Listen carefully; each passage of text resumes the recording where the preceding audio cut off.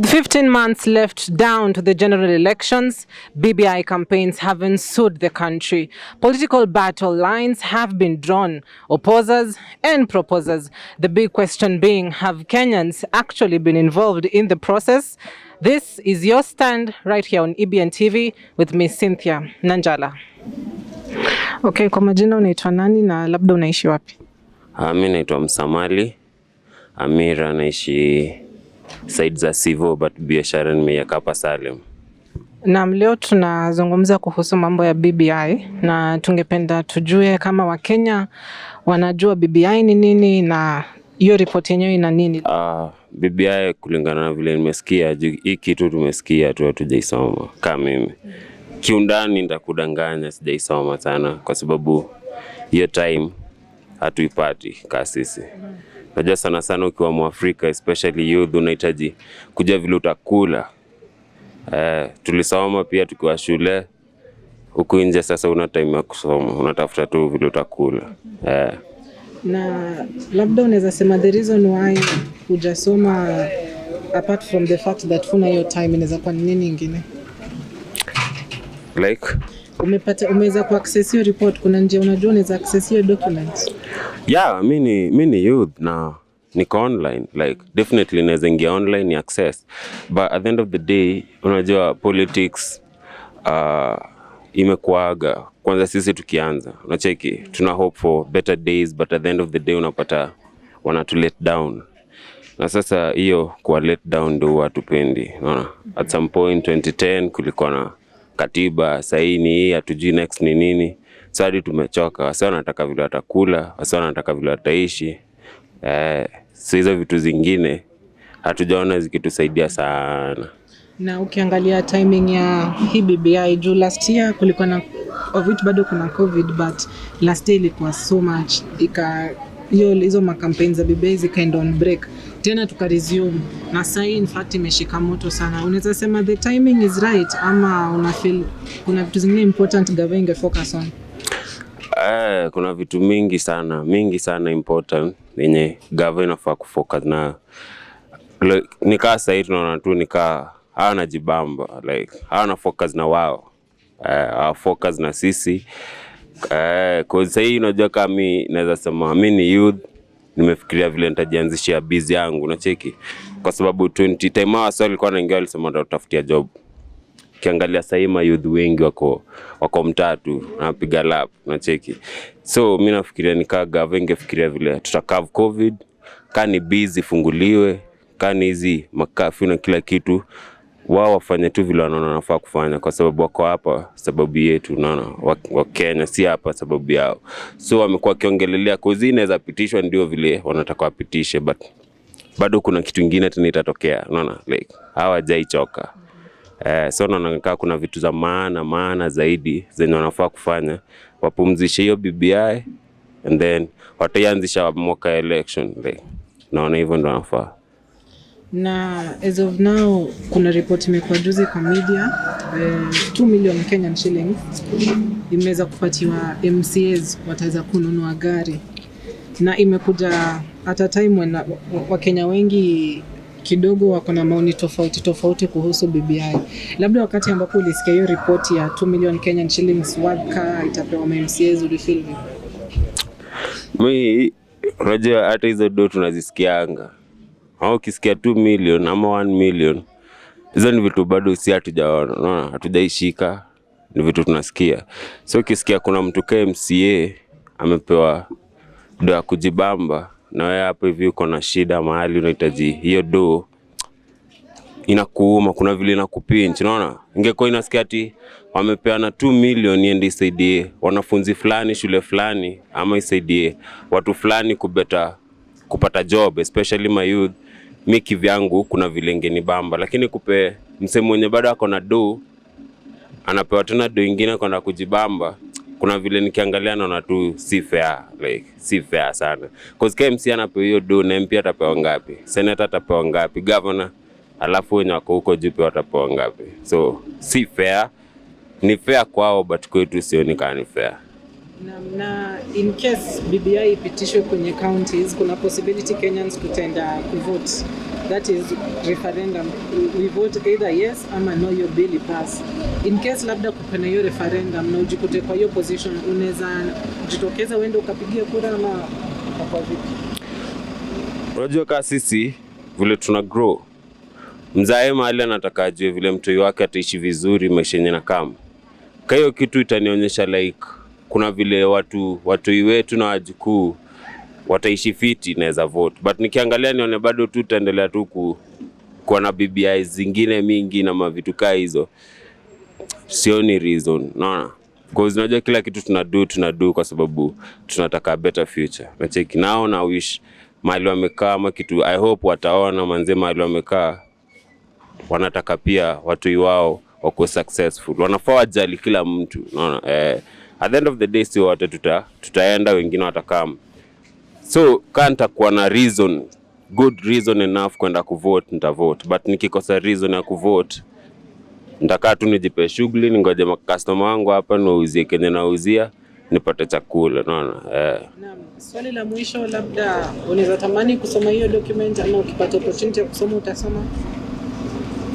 Kutamani, kila mtu anaweza tamani kitu yenye ni ya maana, unaona. Ukiona mtu hajasoma kitu fulani ama hajafanya kitu fulani, labda si ya maana kwake, like ijampe reason ya kwenda kufanya research. Nyinyi mmekuja hapa sasa hii kwa sababu kuna kitu mmeona, unaona. Kila mtu anafanya, ukiona mtu amefungua biashara yake kuna kitu ana expect, unaona. So mimi nikienda kusoma hapo, nimesoma vitu mingi sana zenye bado zijanipeleka mahali. Nikiweza naweza ipitia, nikipata chance, mtu akiniambia kuna reason enough ya kuipitia nitaipitia. Sifanyi sababu ya mtu, nifanya sababu ya better future. Naweza taka tu wakae chini wafikirie. Wajite tu mkutano, wafikirie, wajue mbona wako hapo juu na wajue hii kitu pia uisha, hii kitu pia upass. At the end of the day unajua nafaa wakae waangalie miaka kaa 50 ama so kutoka saa hii. Hizi vitu wanafanya zikiendelea kufanywa in 100 years Kenya itakuwa wapi? No. Ama kutakuwaje? So wajite tu mkutano. Si unajua atukai hapa kila mtu alishwe na gava. Na cheki si wote tuko na brain nyingine fiti. Na si wote tuna wish for leader mwenye ni mzazi. So tunataka mzazi. No. So tukiona mzazi pia anatupeleka njia yenye si poa, pia si tunaboeka, unaona, na tutaki kufollow hiyo njia. So tunataka wakae chini wafikirie, waache vitu zenye si za maana, walete vitu za maana kwa table. Kuna COVID Kenya, I guess kila mtu, ndio maana mko na mask. Kuna COVID tunasikia iko, but kuna mahali tukiangalia tunaona nika hiyo COVID haiko, nika iko kwetu sisi wenye hatuna do. Watu wenye wako na do wanaweza fanya kitu wanataka anytime wanataka kufanya. So wanafaa wakae chini waangalie, waoneka hii ndio njia wanataka kwenda ama ndio njia wanafaa wa change, wafanye something for the country. Wafanya biashara, kuuza serious, mali, vitu kama hizo. Na leo tulikuwa tunazungumza na Wakenya kuhusu mambo ya the BBI report. Sasa hivi tumeona kwamba siasa zimechacha kweli kweli. Campaigns za BBI, wenye ambao wa support pia nao wanafanya campaigns zao. Labda umeweza kupata fursa ya kusoma document hii ukajua labda BBI ni nini? Kusema kweli sijaisoma, maana yake haijawahi kutufikia. So sisi tunasikia tu wakiongea BBI ni nzuri, BBI wengine wanasema ni mbaya. Hatujapata kuisoma vizuri. Sasa hatuelewi. Hao wakubwa ndio wanaweza tueleza. Maana yake wangetaka tuisome ingekuwa ishafika. Yeah. Tuwezi sema hizo kampeni pia ni mbaya, lakini ziendelee kwa njia ambayo inafaa. Kuzingatia zile nini za COVID, vitu kama hizo. Although pia kuna vitu muhimu si BBI tu. Maisha lazima iendelee. Yeah. Na labda ukitazama runinga ulikuwa unapata au waheshimiwa, the politicians. Yeah. Wanaenda ceremony mahali. Yeah. Unapata vita hadi zinaibuka. Yeah.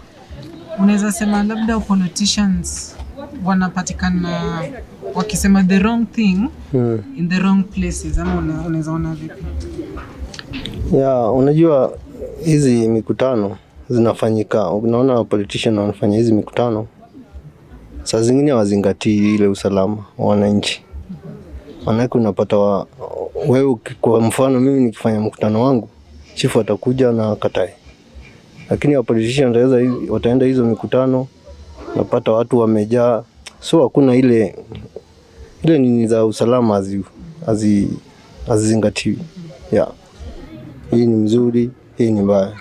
Lakini ningeweza kuisoma, naweza amua, naweza fanya uamuzi wangu. Nijue kama nitaivutia ama nitaikataa. Si kuona ikiwa na manufaa yote. Manake hawa MCA wakitaka kuzunguka wanaweza zunguka, si wanalipwa mshahara. Si wako na pesa wanapokea serikali. Si wangezunguka na hizo pesa. So kama kitu ni mzuri, mbona unisukumia kwa watu? Kitu mzuri sijajiuza, chema chajiuza, kibaya chajitembeza. So si lazima upe watu pesa ndio waweze kupigia ule mswada kula.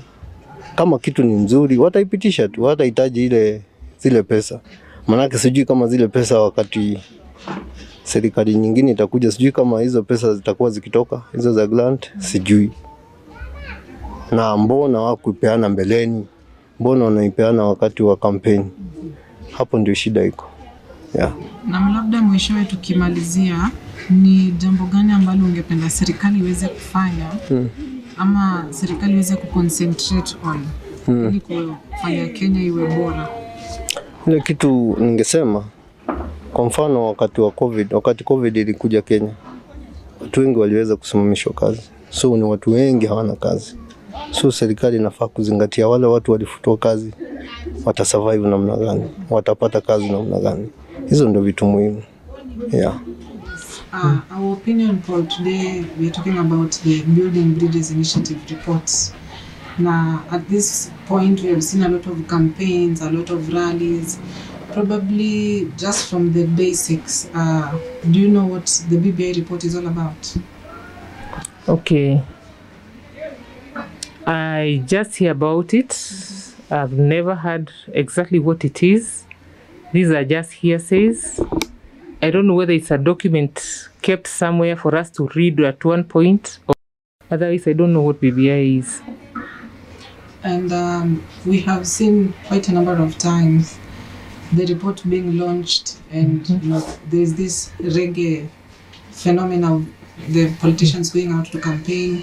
Is there any chance you've probably gone to one of those rallies or the launches to be able to listen to someone who has come to talk to you about it? Okay, to me reggae is a music from some star somewhere.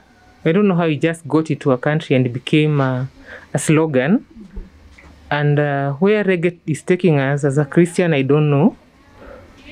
If I was asked before, they would give it a better name for even Christians to understand. And I've never been to any of the campaigns. So definitely I don't know the content. And if I must know any bit of it, it's from a rumor. The political rumor part of it. Yes, on television. Okay. Yes. Just from the different probably interviews you've watched on TV, was there something that maybe caught your eye about the report or the document? Anything? Okay, let me count myself a bit lucky because in my local church, I happened to have met a lady who was given a chance to speak to us about it. And I just had the part of the slots that would be created for a prime minister to accommodate the rest of the society and even the rest of the tribes that we have.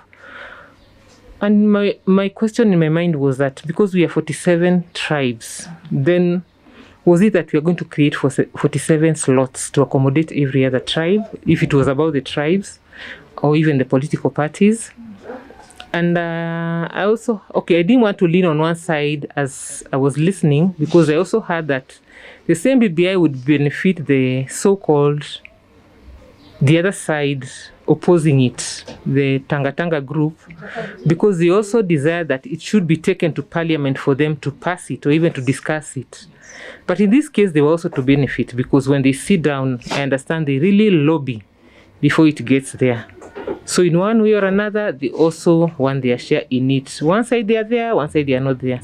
You've mentioned about the local church, which prompts me to ask, do you think it's right for the clergy, or what we call the church, to get involved with matters to do with politics? Because more often we see politicians coming to the churches after, probably after the service, now they start talking about it.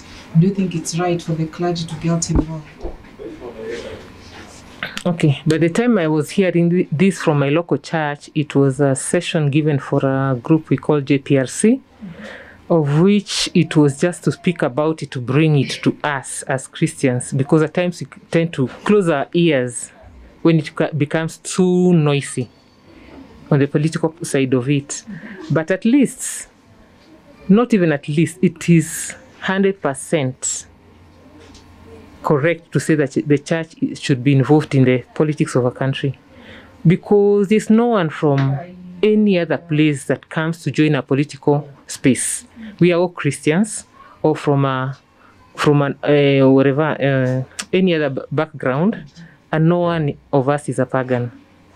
We all belong to a certain higher authority, which on my side, if you would ask me, it is a God that we worship. And so all of us we are from somewhere. And even Christianity is supposed to have the 100% portion of it in even contributing to what is supposed to be done in our own country. Yes. Now let's talk about the timing of the campaigns. We saw that last year there was a period where COVID was quite, had quite ensued the country. So it was stopped, but then we resumed the campaigns, and we've seen a number of times President Uhuru Kenyatta going to Mount Kenya region, Raila going somewhere else, the deputy president himself going somewhere else. Do you think it was the right time for the campaigns to resume, or do you feel probably let us deal with COVID first, then the BBI will come later? I don't know whether it is right to do whatever we are doing at the moment, because there is COVID. It is a disease without any color. We are all made to wash our hands and put our masks on. But when our politicians, the same people who took most of our time when we were locked in our houses, they took their time to give us the restrictions on how not to spread the disease, are the same people on their way they are clashing to pulpits, they are clashing to any other space that they are finding, not wearing their masks, moving in multitudes, campaigning. This is the very, very wrong time to do whatever they are doing. Because in this case, COVID, on my side, it has come with totally another face. People are just dropping dead, not even knowing what is happening. You are with someone, the next minute they are gone. I don't know whether it is COVID or not COVID. So in this case, this is the wrong time to do their campaigns. If we stayed in our homes when there was the number 1 to maybe the number 1,000 of the infections, why are you still not in your house when we are in number 10,000 or even 20,000? That means the disease is really spreading and is all over with us. How do we curb it? Do we continue campaigning or we take precautions? Those are our many questions. Yes, and you've talked about politicians, picking any kind of space to be able to campaign. We've seen on the news member of parliaments, clashing, fist and brawls. What do you think is the future of politics with that kind of attitude that politicians are trying to show? What do you think is the future of politics, considering the fact that general elections are just next year, just a few months down the line? Okay, I guess as a Kenyan, now my eyes are open and wide open. I don't know whether the others' eyes are open as mine, because where I am at, I will not allow any politician to move into my space, anywhere, be it in a wedding, be it in a burial, anywhere, God forbid. Because anytime your minds will be taken away, you are carried away by it. I don't know whether they pay to occupy that space, but what they do, they come to spoil. They forget their morning and they take the space to speak their agenda. Now, the bill has been passed in 2 counties so far, Siaya and Kisumu. It is depending on 22 more counties for there to be a referendum and for Kenyans to vote for it. Assuming that it passes, the bill is passed, and there's we're heading to referendum, would you probably line up to go and cast your democratic vote, something? For the referendum, as much as I know, the 2 counties that have gone through with it is because they know they have something to gain. And maybe they have one of their own whom they are pushing to get to the top. For the other 22 remaining, I don't know, 22 or 20 remaining, if they so wish, they can pass it. But if I were to be asked, I'll still go and queue as a faithful Kenyan for God not ever to ask me why I never did it, but I'll still be against it. I'll still wake up and go for it. And let me say and declare to the world that I'm a frustrated Kenyan. Whatever needed to be done as per now for the sitting government it has not been done. Now the country is so much divided like never before. And the 2 divisions are favoring one side or the other side. There is no favor. How I wish they would deal with the most urgent issues. Issue of KEMSA has not gone kabisa. The country has no opposition leader. I don't know where Ekuru Okot went. There is no one to oppose this country. Now it is grumbling for themselves. If you are there, you grab whatever is remaining. Go to KEMSA, get a tender. You are awarded whatever you are awarded. Walking by, somebody just testified and says they were walking by and they got a tender. The other lady says the other day that she just registered a company 3 months and got a tender. And more is coming. And because there's no opposition, mind you, there's something eating from the ground now to shake this country like nobody understands. Because there's no opposition. Where are we going? The handshake would have even kept the country in a better position. But now, we cry from the inside. Kenya is falling, a beautiful country where every other person desires to be. I don't know. From the same salaries that the president and the vice president gets, it should be subdivided to the prime minister and the other ones who want to come in, so that at least they will not have that urge of rushing after the positions. If you want to add as many as the MPs we have, double them, even multiply them by 10. But the salary that is there at the moment should accommodate the rest of the MPs. So nobody will even bother to look for that seat because they'll know maybe they'll be earning 60,000 or even less. From the general public opinions, majority of Kenyans feel they have not been included in the process. The BBI amendment bill seeks to address matters to do with inclusivity. Reporting for EBN TV, my name is Cynthia Nanjala and this has been Your Stand.